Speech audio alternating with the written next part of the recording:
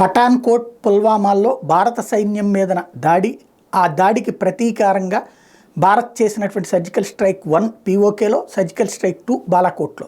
ఆ సందర్భంగా భారత్తో దౌత్య సంబంధాలు తెగతెంపులు చేసుకుంటున్నట్టుగా పాకిస్తాన్ ప్రకటించింది.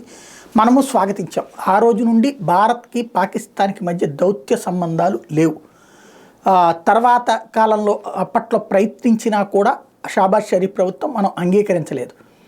అయితే తర్వాత వచ్చినటువంటి ప్రధానమంత్రి కానీ వాళ్ళ అధ్యక్షులు కానీ వీళ్ళందరూ చెప్పేది ఏంటంటే అసలు భారత్తో సంబంధాల గురించి మేమేమి ఇది లేదు, మేము అసలు పెట్టుకోం, వాళ్ళు కాశ్మీర్లో ఆర్టికల్ 370-35 అని ఎత్తేసేయాలి, అదే మళ్ళీ పునరుద్ధరించాలి, దాని మీద తీసుకొచ్చిన బిల్లుని రద్దు చేయాలి అని కోరుతూ ఉంటారు. అది అయ్యేదాకా మేము చర్చించమన్నారు. మనం ఎందుకు చర్చిస్తాం? మనము చర్చించాం.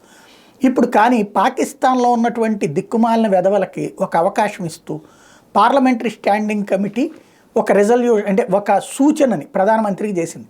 పాకిస్తాన్తో సంబంధాల పునరుద్ధరణకి చర్యలు తీసుకోండి అని చెప్పేసి. ఈ మాట విని మనం చేయడం, అసలు ఈ తీర్మానం చాలు. పాకిస్తాన్ ఇప్పుడు ఎలక్షన్స్ టైం, ప్రతి ఒక్కడు మేము సమస్య లేదు, భారత్తో సంబంధాలు పునరుద్ధరించుకోము, భారత్ చూడండి దేబ్రిస్తుంటే మమ్మల్ని చూసినే దేబ్రిస్తోందని పనికిమాలిన పోచుకోలు కబుర్లని చెప్తారు. మరి పార్లమెంటరీ స్టాండింగ్ కమిటీలో ఉన్నటువంటి వాడు పాకిస్తానుడికి పుట్టాడో లేకపోతే పాకిస్తాన్కి భారత్కి మధ్యన ఉన్న ఇంకెవరికైనా పుట్టాడో అర్థం కావట్లేదు. అసలు వాడికి లేనటువంటి దురద వీళ్ళకెందుకో అర్థం కాదు.